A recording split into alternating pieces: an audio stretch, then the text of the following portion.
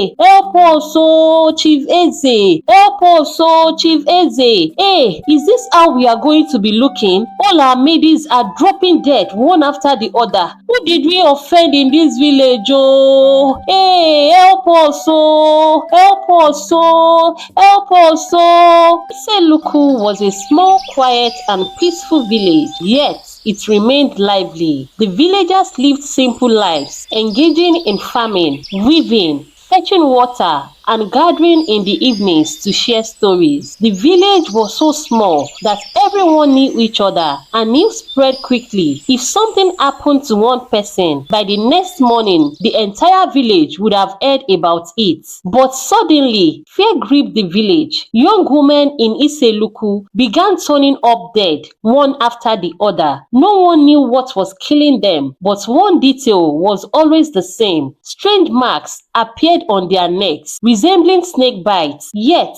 no one had ever seen a snake near the maidens when they died. It was as though the deaths were happening in secret, which made everything even more terrifying. Chief Eze, the village leader, sent hunters into the bush to find the snake, but they returned empty-handed. The deaths did not cease, and the fear only deepened. The elderly women were so terrified, praying to the gods to protect their children. The scary event continued, and they quickly summoned each other and gathered in Chief Eze's house. Hey, help us, oh, Chief Eze. Help us, oh, Chief Eze. Hey, is this how we are going to be looking? All our maidens are dropping dead one after the other. Who did we offend in this village, oh? Hey, help us, oh. Help us, oh. Help us, oh. Chief Eze was devastated. He did not know what to do. He had sent hunters to the forest to look for snake. They found none. Well, he assured the village mothers he would find something to do about it.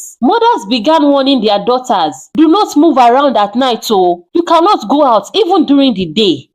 May I not cry over my children? This is because even during the day, the women no longer felt safe. The once vibrant, lively village became eerily quiet, and trust among people diminished. But one person remained indifferent to the growing fear. His name was Yagozie. If you asked anyone in Iseluku who the finest man in the village was, the answer was always Yagozie. Tall, muscular from his work as a builder, his smooth dark skin and shining eyes captivated every woman, the maidens, even the young married women. His smile alone was enough to make a woman feel weak. Yagozie had the kind of charm that made women forget their fears when he passed by. Yagozie, the maiden's favorite man. The women jiggled and blushed, hoping he would glance their way, and when he did, it felt like the sun was shining only on them. They had goosebumps. Yagozie was well aware of his good looks and used them to his advantage. It wasn't just his appearance, but the way he spoke, moved, and carried himself with control that drew women to him. He's so demure, so mindful, and caring. He made them feel special with his words and actions, but behind his charm was a dangerous secret. Yagozie wasn't concerned about the fear spreading in the village, nor did he care about the death. He continued his life as if nothing was wrong. Whenever Yagozie wanted a woman, he knew exactly how to get her. A charming smile, a few sweet words here and there, and soon she was his. He would take her to his secluded haunt in the village outskirts, away from curious eyes. Under the soft glow of the moon, Yagozie would work his magic, making each woman feel like she was the most important person in the world. But when the night grew darker, he would always ask a strange question. Do you know the difference between a man's manhood and a snake? The women would laugh, thinking it was a joke, but before they could answer, Yagozie would whistle a soft airy sound that floated in the air. The women would suddenly feel uneasy, and before they could react, they would feel a cold smooth touch on their skin. A snake, dark and dangerous, would slither out of Yagozie's trouser. Frozen with fear, the women couldn't scream or run as the snake crawled around them, toying with its prey before sinking its fangs into their necks. Within minutes, the venom would spread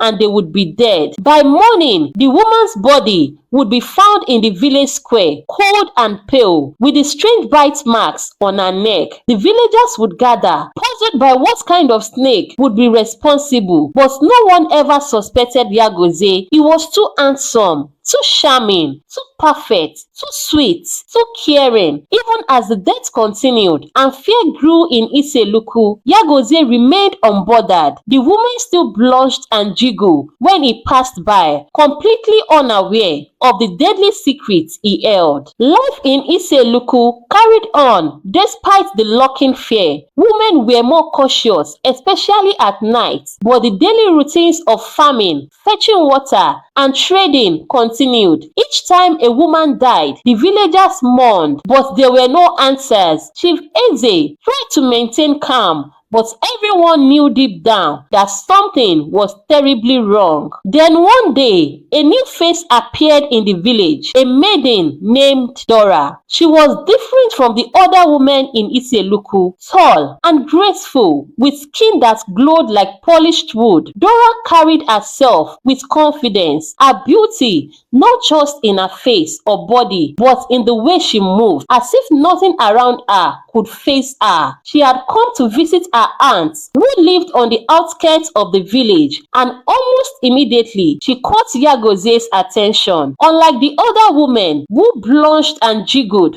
when he passed, Dora didn't seem impressed. She didn't stare, smile, or jiggle. Instead, she looked right past him, her face calm and composed. This intrigued Yagozie. He wasn't used to being ignored, and Dora's indifference felt like a challenge. Determined to win her over, Yagozie began to watch her closely. He noticed that Dora was always polite, but never allowed anyone to get too close. Her confidence only made him more obsessed. Used to having women fall for him easily, Yagozie found himself increasingly frustrated by Dora's resistance. Yet, he wasn't about to give up. One afternoon, he saw his chance. Dora was at the well. Fewer people were around, and Yagozie approached her, offering to help carry her water pots. She nodded calmly and let him, but her distant demeanor remained unchanged. Yagozie felt a small victory, but Dora's politeness and quiet resistance continued to bother him. Over time, Yagozie's obsession grew, and though Dora remained polite, she kept her distance. Undeterred, Yagozie decided to change his approach. He stopped following her, barely speaking to her, which eventually piqued Dora's curiosity. One evening, she approached him, noting his recent quietness. Slowly, Yagozie's strategy of patience seemed to work, and Dora's defenses began to lower. Unknowingly walking into the danger Yagozie hid beneath his charm, Yagozie could sense that the moment he'd been waiting for was near. His patience had finally paid off. One evening, as the sun set over the village, Yagozie decided it was time to act. He invited Dora to his aunt, suggesting they could share a quiet evening together. Dora, now more comfortable around him, agreed. The air was still, and the village seemed almost quiet as they made their way to his aunt on the outskirts of Iseluku. Inside, the flickering light from a small oil lamp cast soft shadows on the walls. Yagozie offered her a seat and poured some palm wine, his voice calm and soothing as they talked. Dora sipped the wine slowly, watching him carefully, though her gaze lacked the sharpness of before. Yagozie smiled inwardly, knowing that the moment was finally his. He moved closer, gently brushing his fingers against her hand, and began to speak in the low, seductive voice he was known for. "Dora," he said softly, "I've been thinking about you. You are different from the others. Strong, independent." Dora smiled faintly, still relaxed, but Yagozie could see the effect his words were having. He leaned in a little closer, his voice now almost a whisper. "Do you know the difference between a man's manhood and a snake?" Dora's brows raised slightly, confused by the sudden question. Before she could respond, Yagozie began to whistle, a soft sound at first, barely noticeable, but it grew louder, filling the room with an airy tone. Dora shifted in her seat, suddenly uneasy, but it was too late. From the shadows, a dark shape began to stare. Her eyes widened as she saw it, a snake, long and menacing, glittering out of Yagozie's trousers. Its cold, smooth scales glistened in the dim light as the creature crawled around her. Yagozie watched, his face expressionless, as the snake prepared to deliver its deadly bite. But something was different this time. Dora, though terrified, suddenly reached into the folds of her wrapper and pulled out a small white flute. Without hesitation, she blew into it, producing a sharp, piercing sound that filled the air with a strange energy. Yagozie's eyes widened in shock as the snake froze mid-strike. It hesitated, confused, its eyes now locked on Dora instead of its usual prey. She blew the flute again, and this time, the snake slowly turned away from her and skittered back toward Yagozie. He stumbled backward, fear flashing across his face for the first time. The snake, now under Dora's control, coiled around him, tightening its grip. Yagozie gasped, struggling for breath as the serpent constricted, its fangs hovering near his neck. How did you know about this? Yagozie stammered, his voice barely a whisper. Dora's face was calm, her eyes cold and steady. You are not the only one who knows how to control a snake. It's time you paid for your wicked acts. And say hello to Onyeka for me. Tell her I miss her. Before Yagozie could respond, the snake struck, sinking its fangs into his neck. The venom spread quickly, paralyzing him almost immediately. His body convulsed, his breathing shallow as life drained out of him. Dora stood over him, her expression unreadable as Yagozie's body went still. The snake loosened its grip and slithered away into the darkness, leaving him lifeless on the floor. Long before Dora set foot in Iseluku, her heart was heavy with grief and anger. The reason she had come to the village wasn't just to visit her aunt, it was to find answers. A few months earlier, she had lost her closest friend, Onyeka, in one of the mysterious deaths that had shaken nearby villages. The pain of losing Onyeka cut deep, and Dora had made a vow to herself to find the person responsible. Onyeka and Dora had grown up together, inseparable since childhood. Onyeka was full of life, always laughing, bright. They had shared everything, from their dreams to their deepest secrets. One evening, Onyeka told Dora she was seeing someone new, a man she described as tall, handsome, and charming, someone who made her feel like the only woman in the world. But Onyeka never mentioned his name. She only said that this new man had something mysterious about him, something she couldn't quite explain. Weeks later, Onyeka was found dead, her body lying in the village square, cold and pale, with strange bite marks on her neck,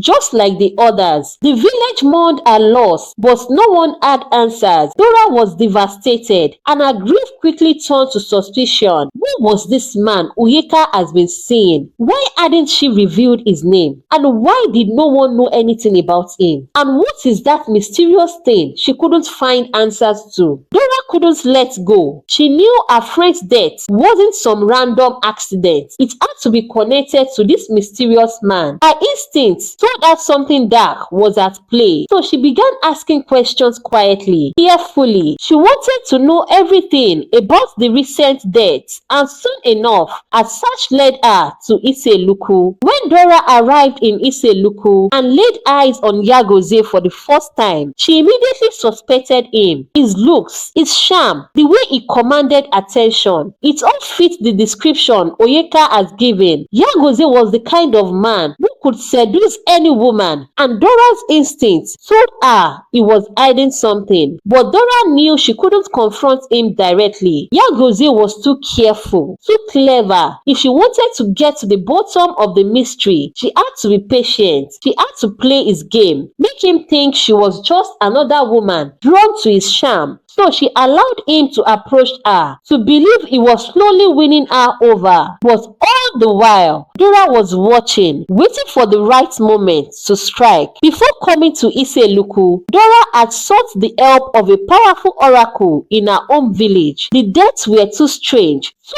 similar to the work of an ordinary snake. The oracle was known for seeing beyond the physical world, for uncovering hidden truths, and Dora hoped she could find answers. The oracle welcomed Dora into her small haunt, filled with the smell of burning herbs and thick with the energy of the unseen. Dora explained everything: Onyeka's mysterious death, the bite marks, and the strange man her friend had mentioned. The oracle listened in silence, her eyes closed, as if seeing far beyond the walls of her haunt. Finally, the oracle opened her eyes and spoke. "There is a man," she said in a low, raspy voice, "whose manhood is not like that of an ordinary man. He carries a snake within him, a serpent of seduction and death. It is his weapon, its curse. With it, he lures women to his bed, and once they are under his spell, the snake strikes. The venom kills swiftly, leaving only the marks behind."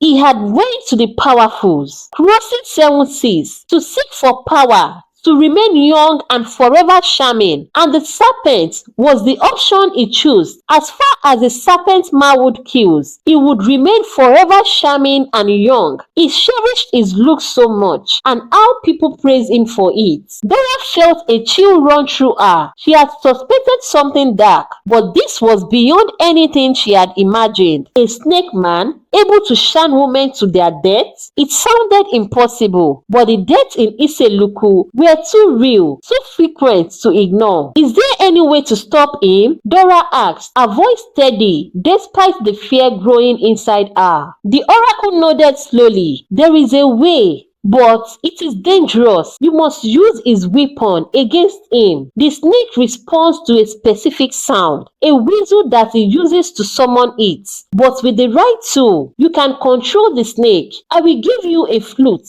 a secret instrument that can protect you. If you play it at the right moment, the snake will obey you, not him." The oracle handed a small silver flute, no bigger than her hand. It looked simple, but Dora could feel the power within. This was her only chance. "But be warned," the oracle continued. "He is clever. He will try to seduce you, to make you trust him. You must let him believe he has won. Only then can you strike." With the flute in hand and a plan forming in her mind, Dora set off for Iseluku, ready to face the man she believed was behind her friend's death. From the moment she saw Yagozie, she knew she was right. He fit the description perfectly. The charm, the arrogance, the way he seemed to attract women like flies to honey. She had to be cautious, ensuring he couldn't see through her true intentions. Dora played along, letting him believe she was drawing closer, that she was falling for him